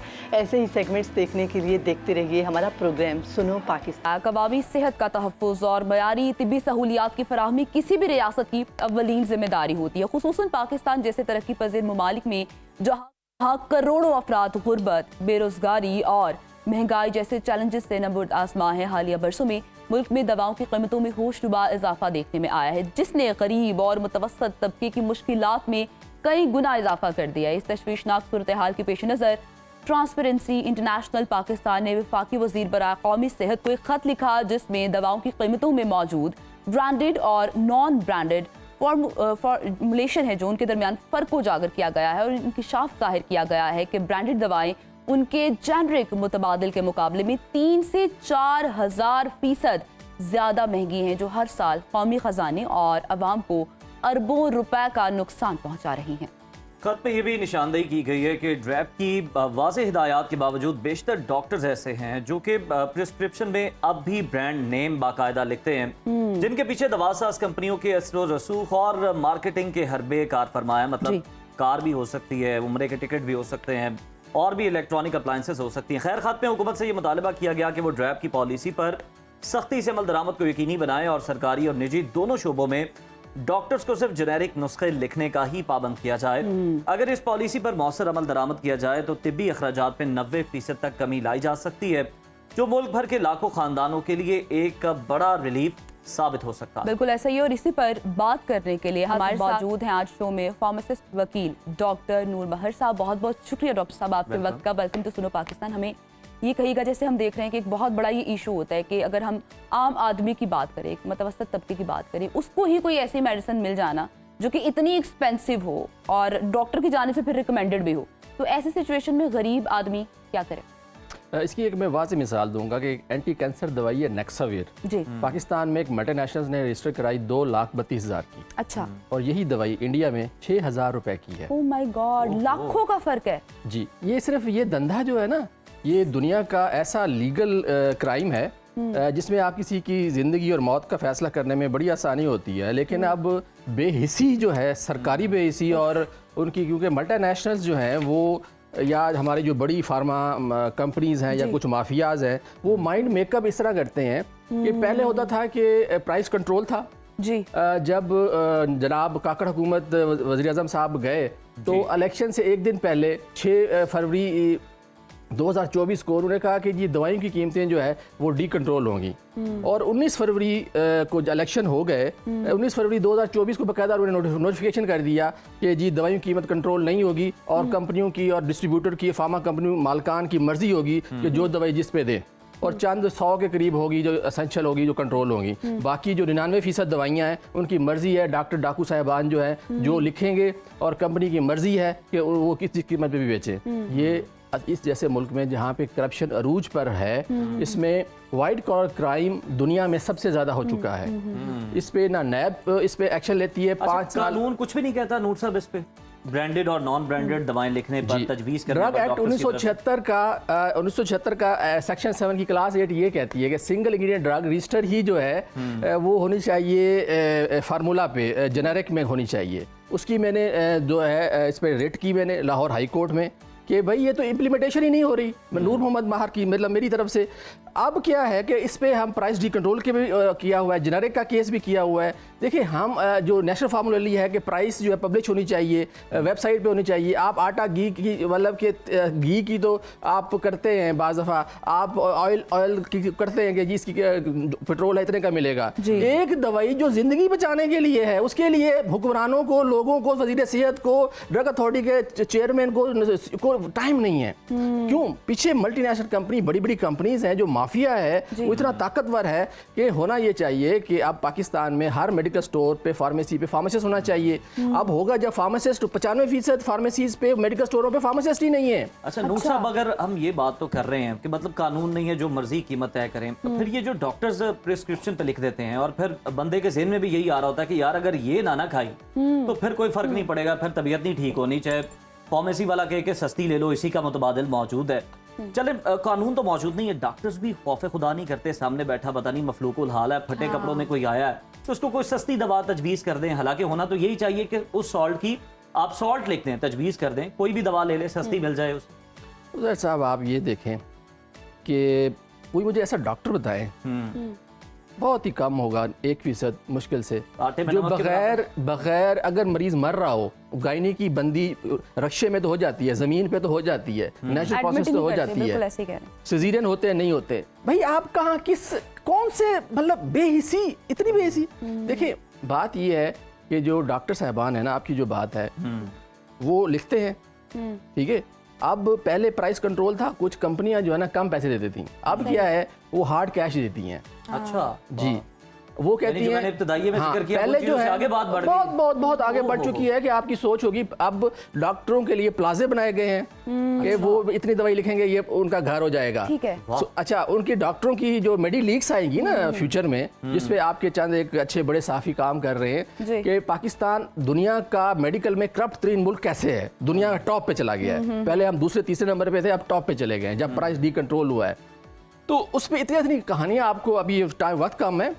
देखें, अब पहले मेडिकल रैप होता था, डॉक्टर के पास जाता था, कहता ये दवाई है, इसकी ये खासियत है, ये वो कहता है छोड़ मैनू किना के देना जी, ठीक है। अच्छा, वो कहता है कि भाई अब क्या मेडिकल रैप क्या करता है, वो बाहर बैठ के ना डॉक्टर की पर्चियां गिनता है, आज इतनी लिखी, फाइन दवाई इतनी लिखी, उसने फोटो लेने हैं। अपनी कंपनी को बताना है कि सर जी आज फलान डॉक्टर ने जो करोड़ पे इतना सी ना, अब उसमें जो है आज उसने ये टारगेट पूरा कर दिया है। अच्छा, और फिर एक और टारगेट मिल जाता होगा। हाँ, आजकल ये जमाना चल रहा है। डॉक्टर साहब ये भी हमें कहिएगा, जो देखने वाले हैं जी, मैं माजरत, इनका सवाल असल में क्या है, जब फार्मासिस्ट नहीं, आप डॉक्टर कहते हैं, डॉक्टर के बगैर अस्पताल नहीं चल सकता, लेकिन एक फार्मेसी बगैर उसके चलना अतायत है, और उसमें हुकूमत इसमें मुलविस है।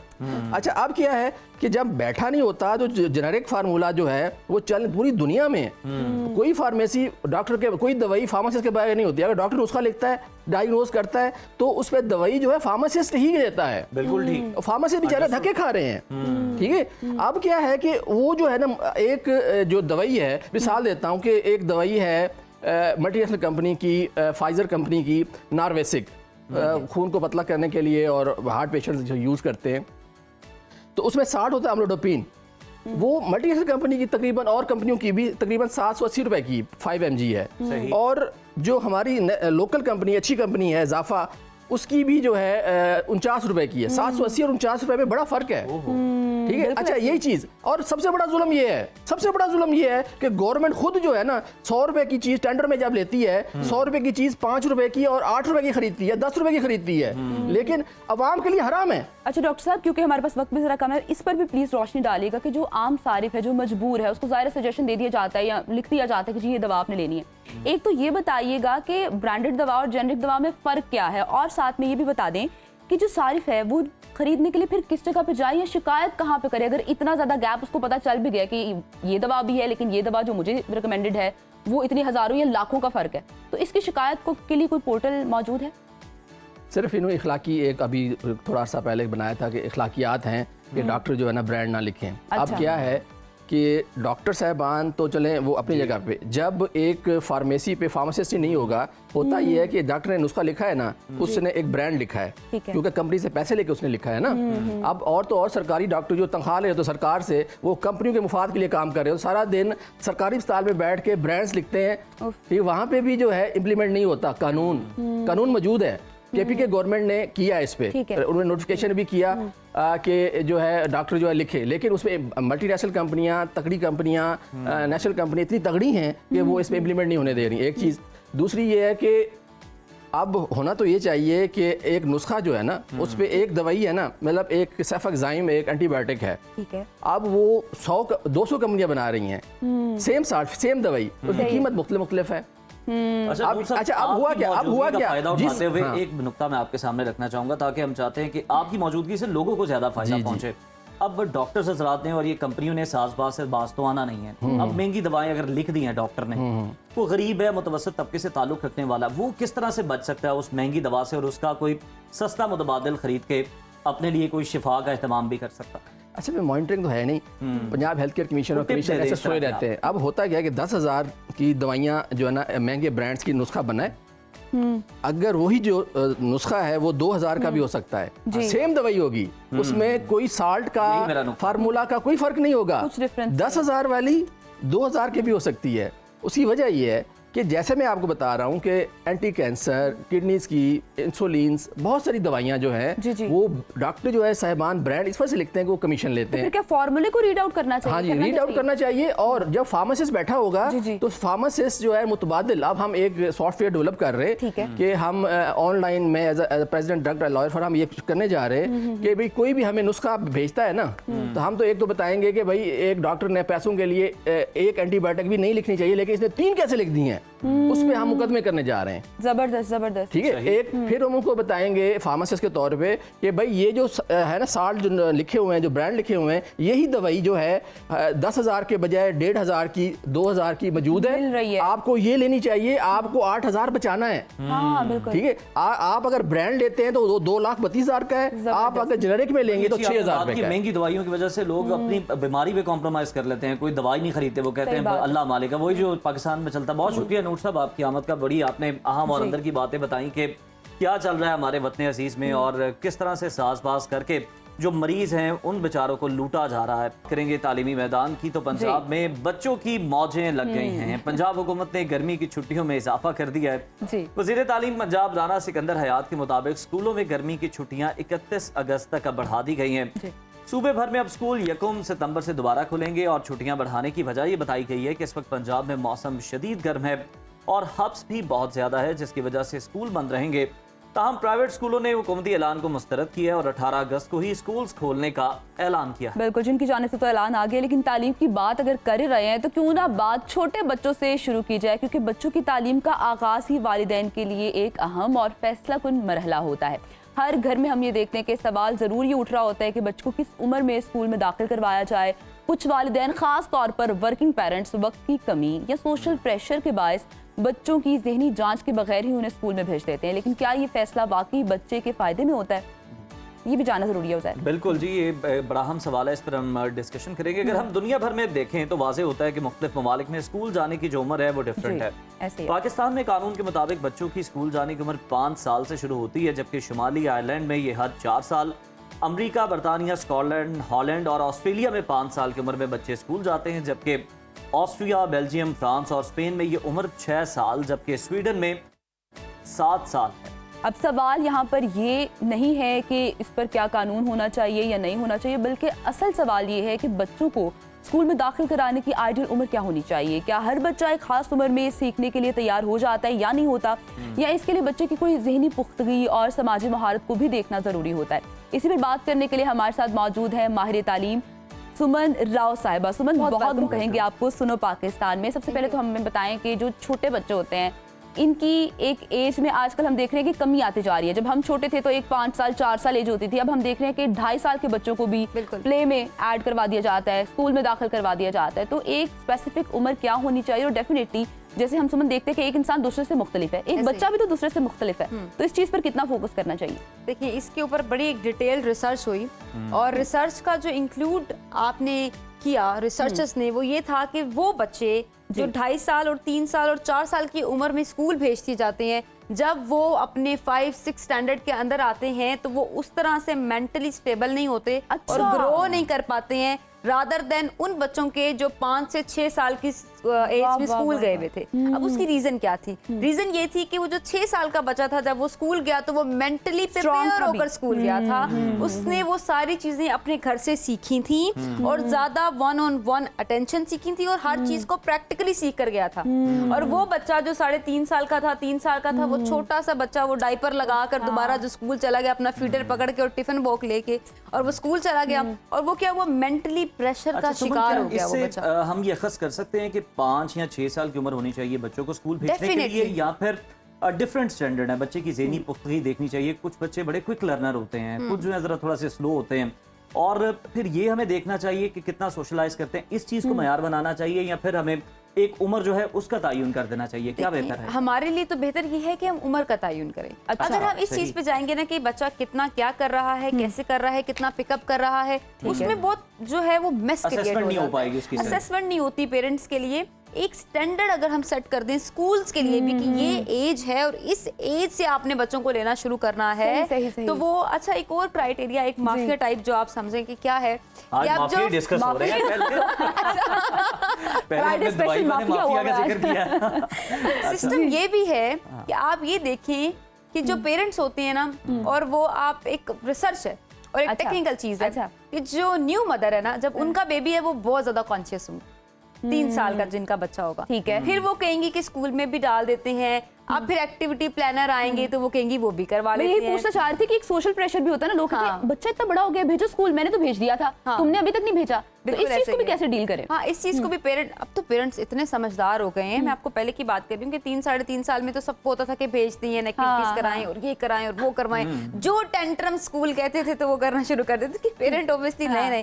अभी तो ये है कि बहुत से पेरेंट्स जो हैं उनको इस चीज की समझ आ गई है कि हमारे बच्चे को आपने पहले सोशलाइज करना ज्यादा जरूरी है, उसको ये सीखना जरूरी है कि बेटा अगर आप स्कूल जाओगे, आपको कोई इशू होता है तो आपने अपने आप को कैसे संभालना है, रादर देन कि आपने सिर्फ ABC 1 2 और अलिफ भी किस तरह से लिख कर आनी है। तो ये एक बहुत बड़ा अलमी है जिसपे हमें थोड़ा सा नोटिस करनी चाहिए कि कुछ पेरेंट्स ना बच्चों को भेजना नहीं चाह रहे होते 3 साल की उम्र में, 4 साल की, लेकिन वो ट्यूशन या स्कूल इसलिए भेज देते हैं कि ये कम से कम सोशलाइज करना सीखे, ये लोगों के साथ बैठना उठना सीख ले, यही काफी है। क्या ये भी ठीक है, सिर्फ इसी एक मकसद के लिए भी भेजा जा सकता है? देखिए, सोशलाइज अगर आपके पास रीजन ये है कि आपने बच्चे को सोशलाइज करना है तो घर से सोशलाइज करना स्टार्ट, वेरी नाइस, खानदान से सोशलाइज करना शुरू करें। तो अगर सुमन घर में पता खाला होना चाहता है, घर में अगर कोई हुई ना, जैसे अभी हम बात कर रहे थे, बिल्कुल, और वर्किंग वुमेन है और वालिदैन दोनों काम करते हैं, अब दोनों ही घर में नहीं है, और उनका ये है कि चलो जी बच्चा सेफर हैंड में होगा, स्कूल में होगा, और चलो इस तरह से शिफ्ट हमारी भी कंप्लीट हो जाएगी, तो इस पर सोशलाइज कैसे वो करवाएं? देखिए सोशलाइज करने के लिए आपको सिर्फ और सिर्फ स्कूल्स के लिए रिक्वायरमेंट नहीं है। अच्छा। फिर आप देखिए आप बच्चों को मॉल्स लेके जाते हैं, आप अपने बच्चों को पार्क्स लेके जाती हैं, और अगर घर पे कोई भी नहीं है तो बच्चा घर पे अकेला भी तो कैसे रह सकता है। अगर आप कहें कि बच्चा कोई भी घर पर नहीं है तो आपका बेबी छोटा है, आपके पास इतनी सी जिम्मेदारी है, आपको पता है कि ये बहुत छोटा है अभी आप इसको इतना अकेला नहीं छोड़ सकते। आपने इसको देखना ही देखना है और 5 साल तो देखना ही देखना है। तो इसलिए वो कहते हैं कि बच्चे जो हैं वो सिर्फ पल नहीं जाते, उनको पालना पड़ता है, और इस एज तक तो उनको देखना ही पड़ता है कि आप किस तरह से क्या चीज को लेकर चल रहे हैं। हमें ये भी बताएं, जैसे आपने आगे भी कहा है कि बच्चे की इमोशनली भी थोड़ी सी चीजें आपको स्ट्रेंथन करनी होती हैं, तो अगर हम लोग स्कूल में छोटे बच्चों को भेजते हैं तो जैसे आपने कहा जी 4-5 स्टैंडर्ड में जाके बच्चे इतना स्ट्रांग नहीं होते जितना अगर लेट एज में जाए तो वो होते हैं।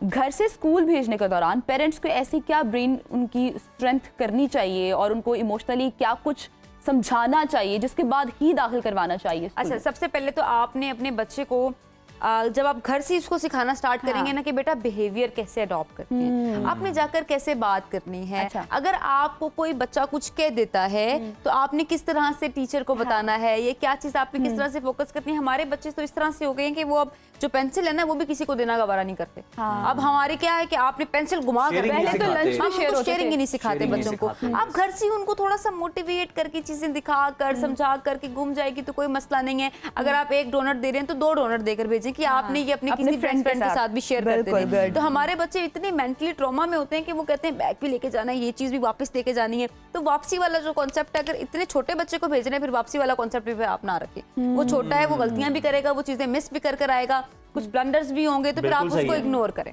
हमने तो सुमन कुछ ऐसे लोगों को भी देखा है कि वो लोग अपने बच्चों को स्कूल भेजने के बजाय प्राइवेट पढ़ा रहे होते हैं और पेपर्स दिलवा रहे होते हैं, और कुछ एक सर्टेन एज के बाद वो बड़े बच्चों को स्कूल में दाखिल करते हैं। और मैंने उन बच्चों को भी बहुत अच्छे तरीके से परफॉर्म करते हुए देखा, इवन तो मैं खुद कभी स्कूल नहीं गई हूँ, मैं डायरेक्टली यूनिवर्सिटी गई हूँ, मैंने एफएससी तक प्राइवेट पढ़ा है। तो मुझे नहीं लगता कि ऐसे भी कोई इसका कोई बैड इंपैक्ट भी पड़ता है। लाइक हम ये नहीं कह रहे कि आप भेजे ना स्कूल, लेकिन अगर नहीं भी बच्चा जा रहा तो मेरे ख्याल में वो एक अच्छी जगह पर अपनी किसी अच्छी फील्ड में नाम भी बना सकता है। हम 1.5 साल से होम स्कूलिंग के ऊपर बात कर रहे हैं Uzair, we have a live example. जो मैं बार-बार आपसे होम स्कूलिंग के ऊपर फोकस करती थी। देखें, एक अगर थोड़ी सी फैक्ट हम ये भी बात कर लें कि छुट्टियों वाली जो बात आपने की, अब देखें छुट्टियां हो गई, आप अंदाजा लगा लें साल में बच्चे स्कूल कितने दिन जाते हैं, कितने मंथ्स बच्चे स्कूल जाते हैं? 3 महीने, 3 महीने वैसे ही समर वेकेशन है, फिर आगे 15 दिन और बढ़ा देंगे, फिर विंटर वेकेशन आएगी, फिर फोक की वजह से और आगे कर देंगे, फिर आपके पास हॉलीडेज आएंगे, सैटरडे संडे आएगा, ईद उल अजहा की छुट्टियां आएंगी, सब कुछ आएगा। शफकत महमूद साहब से मुतासिर है, वो कहते हैं जितनी दुआएं उन्हें मिली उसकी आधी मुझे भी मिल जाए बच्चों। 6 महीने बच्चे स्कूल जा रहे हैं और 6 महीने नहीं जा रहे हैं। तो पेरेंट्स को सोचने की, बैठने की जरूरत है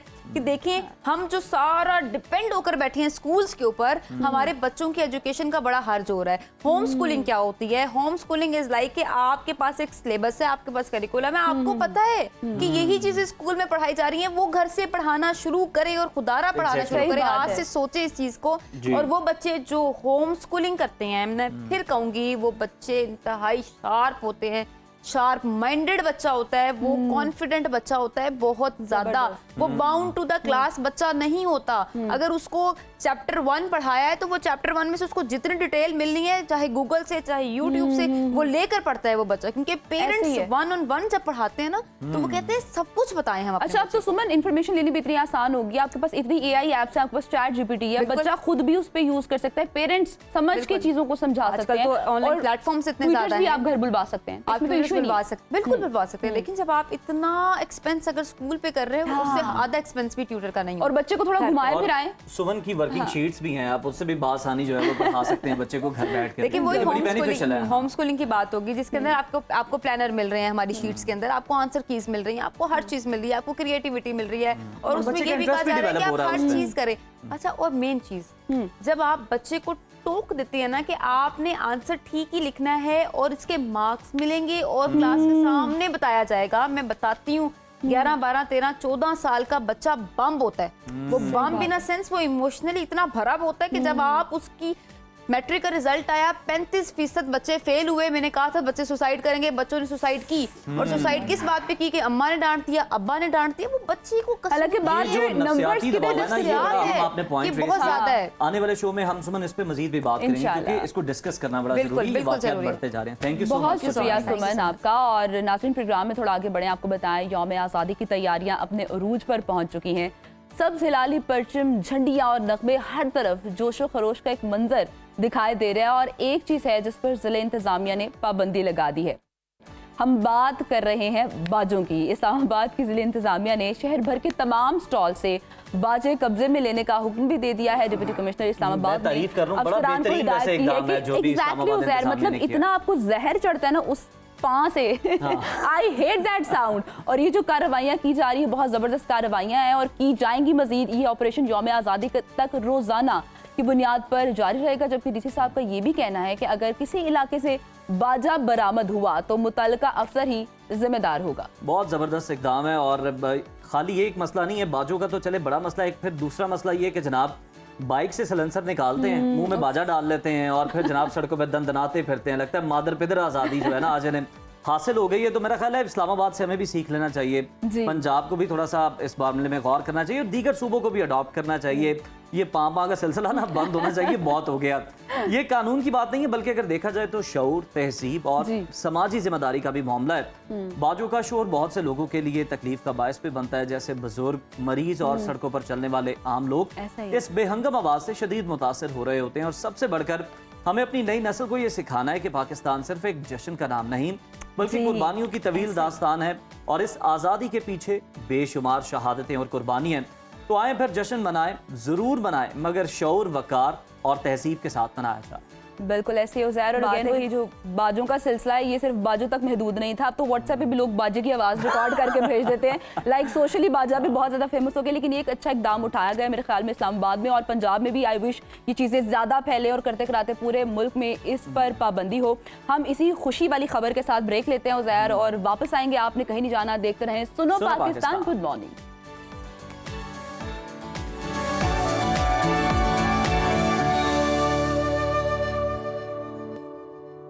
कि एक बड़ी अच्छी खबर आई है। तलबा हो या असातिज़ा, सरकारी मुलाजमीन हो या प्राइवेट वर्कर, सब अब तैयार हो जाए क्योंकि अगस्त में एक शानदार लंबा वीकेंड आपका मुंतज़िर है। पाकिस्तान भर में अगस्त के दरमियानी हिस्सा जब आता है तो ना सिर्फ जज्बा हुब्बुल वतनी से भरपूर ये होगा बल्कि साथ लाएगा 4 दिन की लगातार छुट्टियाँ। जी हाँ, 4 दिन की छुट्टियाँ और 14 अगस्त यौम आज़ादी, जोश खरोश, परचम कुशाई, परेड्स और कौमी तकरीबात का दिन। जबकि अगले ही रोज 15 अगस्त को मजहबी अकीदत और एहतराम के साथ चेहलम हजरत इमाम हुसैन रजी अल्लाह ताला अन्हो मनाया जाएगा। मुल्क भर में मजालिस और जुलूस निकाले जाएंगे और फिर आती हैं हफ्ता और इतवार की रिवायती छुट्टियां, यानी 16 और 17 अगस्त। मतलब आप पाएंगे 4 दिन का रिफ्रेशिंग ब्रेक। मगर ये सब अभी मुमकिन है क्योंकि हुकूमत की जानिब से 14 और 15 अगस्त की तातीलात का बाकायदा नोटिफिकेशन अभी आना बाकी है, उसका इंतजार है। तो क्या आपने अपने लॉन्ग वीकेंड के प्लान्स बनाना भी शुरू कर दिए हैं या कैलेंडर आप निकाल के डेट्स वगैरह मार्क कर लें? कोई इंपॉर्टेंट काम है, कहीं जाना है, उस हवाले से भी आप वीकेंड प्लान कर सकते हैं। और अगर आपने इबादत में भी खुद को मसरूफ रखना है तो मेरे ख्याल में 4 दिन की ब्रेक इनफ होती है उज़ैर। 4 छुट्टियां तो जनाब आने वाली हैं। खैर, प्रोग्राम में आगे बढ़ते हैं और एक इंतहाई अहम मसले को डिस्कस कर लेते हैं। नाज़रीन, पिछले कुछ बरसों से हमारे माशरे में सियासी, मजहबी और माशरती महाज पर शिद्दत पसंदी में तशवीशनाक हद तक इजाफा देखने में आ रहा है, जो हर घर, हर दिल और हर जहन को मुतासर कर रही है। कहीं सियासत के नाम पर नफरत फैल रही है तो कहीं मजहब के नाम पर शिद्दत पसंदी जन्म ले रही है और कहीं ज़ुबान और नस्ल की बुनियाद पर तकसीम पैदा की जा रही है। सबसे अफसोसनाक बात इसमें यह है कि इस फिक्री जंग का सबसे बड़ा शिकार हमारे नौजवान बन रहे हैं। ऐसा ही, और ये शिद्दत पसंदी अब सिर्फ बंदूकों या धमाकों तक महदूद नहीं रही बल्कि हम देख रहे होते हैं कि नजरियात, सोशल मीडिया, गलत मालूमात और एक जो जहनी हमलों का सिलसिला है वो जारी है और जिसके जरिए नौजवानों के दिल और दिमाग को निशाना बनाया जा रहा है, जिसके नतीजे में मुआशरा तकसीम होकर रह गया और नफरतें बढ़ रही हैं। अदम बर्दाश्त एक मामूल बनती जा रही है, इख्तलाफे राय को दुश्मनी समझा जाने लगा है। ऐसे हालात में एक मजबूत, मुत्तफिक और बाएतमाद कौमी बयानिए की तश्कील नागुज़ीर हो चुकी है, जो ना सिर्फ शिद्दत पसंदी का तोड़ हो बल्कि नौजवानों के जहनों में सवाल, शऊर और एक डायरेक्शन पैदा करे। आज के प्रोग्राम में हम जानने की ये कोशिश करेंगे कि नौजवान इस फिक्री जंग में क्या मुस्बत किरदार अदा कर सकते हैं। मीडिया, निसाब और मजहबी क़यादत किस तरह से इस जद्दोजहद के मजबूत सतून बन सकते हैं और सोशल मीडिया जैसे तेज़ रफ्तार महाज पर हम अपनी फिक्री सरहदें कैसे महफूज रख सकते हैं। साथ ही ये भी जानने की, समझने की कोशिश करेंगे कि फ़िरकावारियत, लसानियत और नफरत के खिलाफ कौमी यकजहती का पैगाम किस तरह से फैलाया जा सकता है, जो हमारे माशरे के लिए एक मजबूत फिक्री ढाल बन सके। इन्हीं सवालात के जवाबात जानने के लिए इस वक्त हमारे साथ मौजूद हैं चेयरमैन रूयत हलाल कमेटी और बादशाही मस्जिद के खतीब और इमाम मौलाना अब्दुल खबीर आज़ाद साहब। बहुत बहुत शुक्रिया आपके वक्त का। सबसे पहले तो मौलाना साहब हमें ये बताएगा कि दीन इस्लाम की असल रूह शिद्दत पसंदी, नफरत और फ़िरका वारियत के बारे में क्या मौक़िफ़ रखती है? रहमानिर्रहीम, हमारा जो दीन इस्लाम है वो सलामती और मोहब्बत, अखुवत और भाईचारे की बात करता है। और अल्लाह तबारक व तआला का कुरान करीम में इरशाद है, वलक़द कर्रमना बनी आदम, कि हमने आदम की औलाद को इज्जत अता की है। और सरकार दो आलम इमामुल अंबिया हज़रत मुहम्मदुर रसूलुल्लाह सल्लल्लाहु अलैहि वसल्लम का फरमान है, अल मुस्लिम मन सलिमल मुस्लिमूना मिन लिसानिही व यदिही, कि फरमाया कि तुम में बेहतरीन इंसान वो है जो तुम में बेहतरीन मुसलमान वो है जिसके हाथ और ज़बान और हाथ से दूसरा मुसलमान महफूज रहे। मैं ये समझता हूँ कि आज असल में हमने अपनी जो कदरें थी वो खोई हैं, जिसकी वजह से आज मसाइल आ रहे हैं। और यकीनन आज अगर हम वह अहकामात इलाहिया और रसूल अकरम नबी मोहतशम सल्लल्लाहु अलैहि वसल्लम की तालीमात नबविया और जो हमें अल्लाह के नबी की सीरत हमें बता रही है उस पर अगर हम अमल पैरा हों तो मैं समझता हूँ कि हम कामयाबी की तरफ बढ़ सकते हैं। देखें, कुरान करीम में अल्लाह ताला का इरशाद है, मन कतल नफ्स बगैर नफ्स औ फसाद फिल अर्द फकअन्नमा कतल अन्नास जमीआ। फरमाया कि जिसने एक इंसान का कत्ल किया उसने पूरी इंसानियत का कत्ल किया, और जिसने एक इंसान की जान को बचाया उसने पूरी इंसानियत की जान को बचाया। ये वतन पाकिस्तान ला इलाहा इल्लल्लाह के नाम पर वजूद में आया, और इस वतन अजीज को बनाने में लाखों इंसानों ने कुर्बानियां दी हैं। मैं समझता हूं कि आज ज़रूरत इस चीज़ की है कि ये तशद्दुदाना जो रवैये हैं इनसे बाहर निकला जाए, और इसमें हम अपना किरदार अदा कर रहे हैं। हमारी रियासत भी अपना किरदार अदा कर रही है। बिल्कुल किरदार अदा करना चाहिए। मौलाना साहब, अगर हम देखें तो डिजिटल मीडिया के जरिए ख़ास तौर पर नौजवानों के जहनों को गुमराह किया जा रहा है। इस फिक्री अलगार के मुकाबले के लिए मजहबी तबके की क्या हिकमत अमली होनी चाहिए, किस तरह से इसे काउंटर किया जाना चाहिए? मैं ये समझता हूँ भारत इस वक्त रुसवा हो रहा है, और इंशाअल्लाह इसके दिन आ चुके हैं रुसवाई के। ये जो नरेंद्र मोदी का एक तशद्दुदाना ज़हन है और उसके इर्द गिर्द जो लोग हैं जो कि आप समझती हैं कि इसी ज़हन के हैं कि वो नहीं चाहते कि इस खित्ते में अमन हो, तो आज पाकिस्तान का मुराल अल्हम्दुलिल्लाह आसमानों के साथ जाके लग रहा है। आज हमारी जो सफारती कोशिशें हैं वो दुनिया के सामने हैं, और अल्हम्दुलिल्लाह हमारी हुकूमत, हमारे प्राइम मिनिस्टर ऑफ पाकिस्तान या हमारे फील्ड मार्शल कहीं भी जा रहे हैं तो उनकी इन तमाम सलाहियतों को जो है सराहा जा रहा है।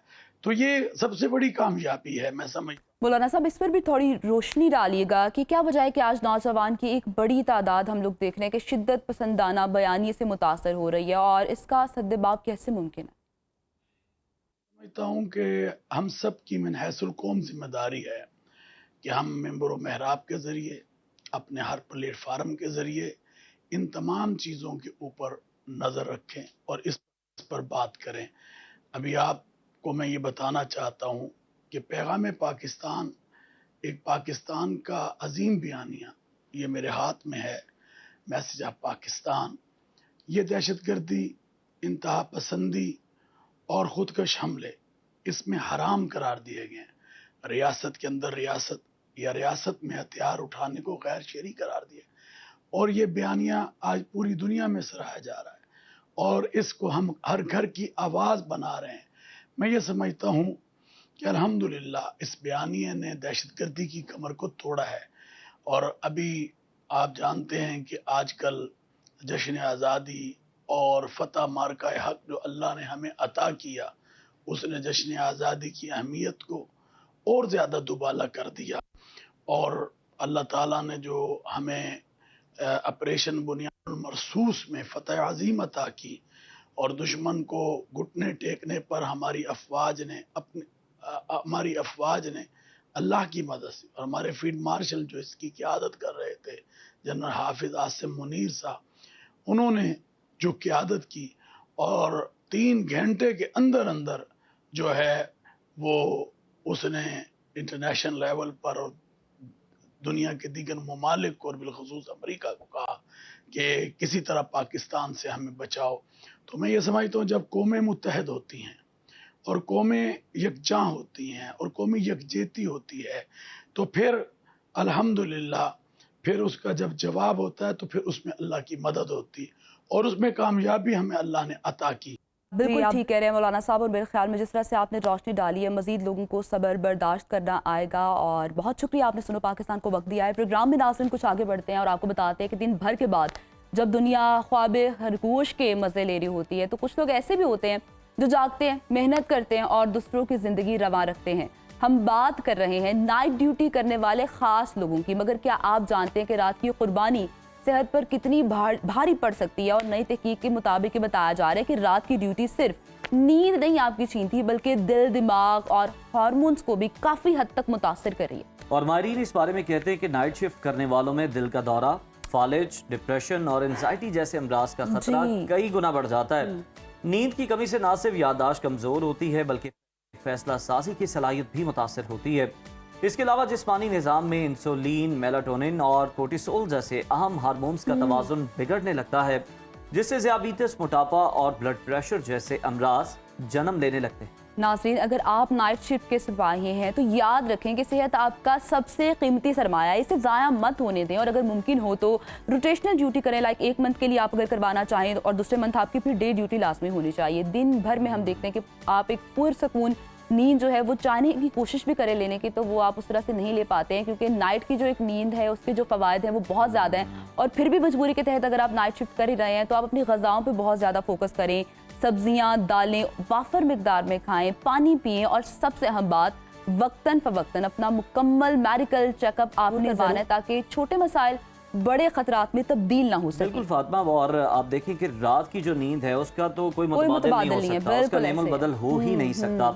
लेकिन आपको पता है कि मामलात को चलाने के लिए कुछ लोग जरूरी होते हैं और कुछ को सूट भी कर रही होती है ना। आजकल तो लोग डबल जॉब्स भी कर रहे होते हैं, तो नाइट में मजबूरन उन्हें करना पड़ता है अपने घर का सिस्टम चलाने के लिए, सर्कल चलाने के लिए।